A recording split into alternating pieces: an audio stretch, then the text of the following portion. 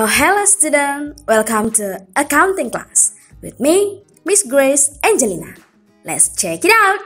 Setelah kita membahas mengenai apa sih itu laporan keuangan dan bagaimana bentuk dari masing-masing laporan keuangan, sekarang kita akan mempelajari mengenai bagaimana bentuk format dari masing-masing laporan keuangan. Seperti yang sudah dijelaskan sebelumnya, bahwa laporan keuangan yang sering digunakan oleh perusahaan terbagi menjadi 3 jenis, yaitu laporan laba rugi atau istilah akuntansinya income statement, laporan perubahan modal atau istilah akuntansinya capital statement, dan laporan neraca atau istilah akuntansinya balance sheet. Dari 3 jenis laporan keuangan ini, masing-masing memiliki kegunaan yang berbeda. Dimulai dari laporan laba rugi, yang digunakan untuk mengetahui laba atau ruginya perusahaan pada saat tertentu. Sedangkan laporan perubahan modal digunakan untuk mengetahui besarnya modal akhir perusahaan pada saat tertentu. Terakhir, laporan neraca digunakan untuk mengetahui posisi harta, utang, dan modal suatu perusahaan pada saat tertentu. Selengkapnya, kalian boleh lihat di textbook akuntansi halaman 135 sampai dengan 141. Mohon perhatikan pembahasan soal berikut dengan seksama ya. Terlebih dahulu, kita akan membahas mengenai laporan laba rugi. Komponen laporan laba rugi adalah pendapatan dan beban, di mana sumber data keuangannya diperoleh dari kertas kerja kolom laba rugi.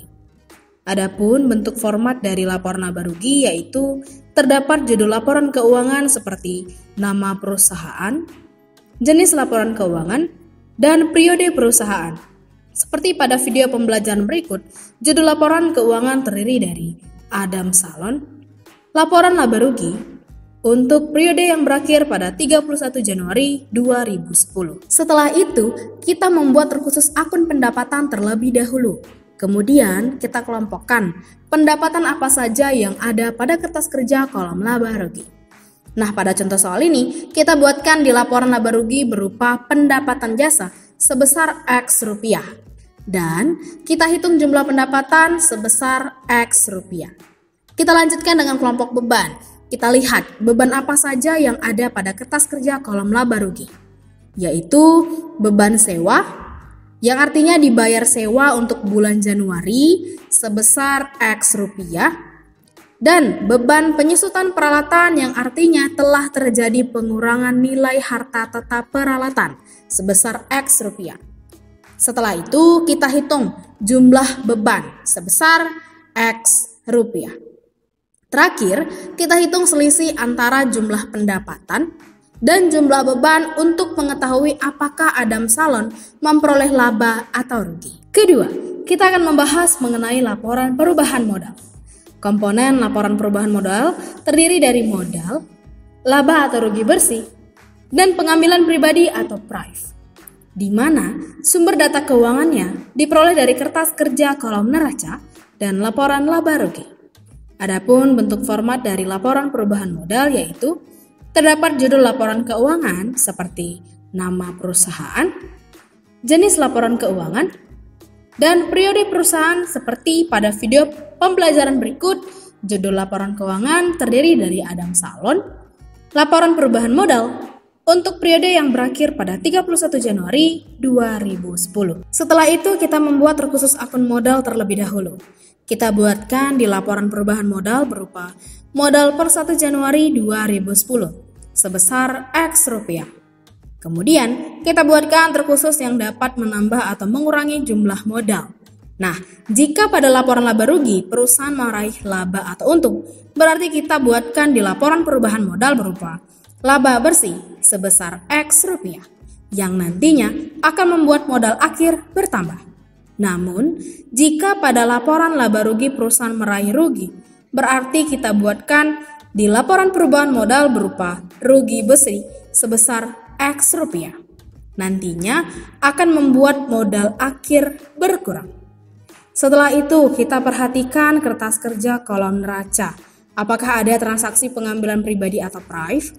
Nah, jika ada, maka dibuatlah pada laporan perubahan modal berupa pengambilan pribadi atau PRIV Tuan Adam sebesar X rupiah, yang nantinya juga akan membuat modal akhir berkurang. Terakhir, kita hitung selisih antara modal per 1 Januari 2010 dengan penambah atau pengurang modal. Dan akhirnya diperolehlah modal per 31 Januari 2010. Terakhir, kita akan membahas mengenai laporan neraca. Komponen laporan neraca adalah harta, utang, dan modal, di mana sumber datanya diperoleh dari kertas kerja kolom neraca dan laporan perubahan modal. Adapun bentuk format dari laporan neraca yaitu terdapat judul laporan keuangan seperti nama perusahaan, jenis laporan keuangan, dan periode perusahaan seperti pada video pembelajaran berikut. Judul laporan keuangan terdiri dari Adam Salon, laporan neraca per 31 Januari 2010. Setelah itu kita buatkan terlebih dahulu harta lancar, yang artinya harta yang sangat mudah diuangkan dan umur pemakaian tersebut kurang dari 1 tahun dan pada umumnya hanya digunakan 1 kali dalam proses produksi. Di mana pada contoh soal berikut, harta lancar terdiri dari kas sebesar X rupiah, kemudian piutang usaha sebesar X rupiah, selanjutnya asuransi dibayar di muka sebesar X rupiah, dan perlengkapan sebesar X rupiah. Sehingga dijumlahkan harta lancar sebesar X rupiah. Kemudian, kita buatkan harta tetap, yang artinya harta perusahaan yang berumur ekonomis lebih dari 1 tahun dan dapat digunakan berkali-kali. Di mana pada contoh soal berikut, harta lancar terdiri dari peralatan sebesar X rupiah dan akumulasi penyusutan peralatan sebesar X rupiah di dalam kurung, yang artinya pada saat menghitung jumlah harta tetap dilakukan pengurangan, sehingga jumlah harta tetapnya sebesar X rupiah. Setelah diperoleh jumlah harta lancar sebesar X rupiah dan jumlah harta tetap sebesar X rupiah, kita totalkan, sehingga total harta sebesar X rupiah. Kita lanjutkan dengan membuat utang jangka pendek, yang artinya utang yang harus segera dilunasi paling lambat dalam 1 periode akuntansi, seperti utang usaha sebesar X rupiah.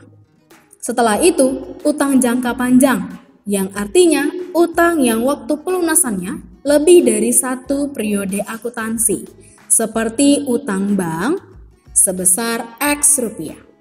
Kemudian kita lanjutkan dengan membuat modal dengan modal Tuan Adam sebesar X rupiah. Nah, untuk modal Tuan Adam ini kita peroleh angkanya dari laporan perubahan modal ya. Terakhir kita totalkan jumlah utang sebesar X rupiah dengan modal Tuan Adam sebesar X rupiah. Dan hasilnya menjadi total untuk utang dan modal sebesar X rupiah. Coba perhatikan laporan neraca di sisi sebelah kiri untuk total harta sebesar X rupiah dan laporan neraca di sisi sebelah kanan untuk total utang ditambah modal sebesar X rupiah. Nah, jika total harta sudah sama dengan total utang ditambah modal, artinya pencatatan pada laporan neraca sudah balance atau benar. Sekian pembahasan kali ini tentang bentuk format dari laporan laba rugi, laporan perubahan modal, dan laporan neraca. Sekarang, lanjutkan latihan yang sudah mi-share di Edmodo di kelas masing-masing ya. Mohon kerjakan dengan teliti. Tetap semangat dan sampai jumpa di pertemuan selanjutnya.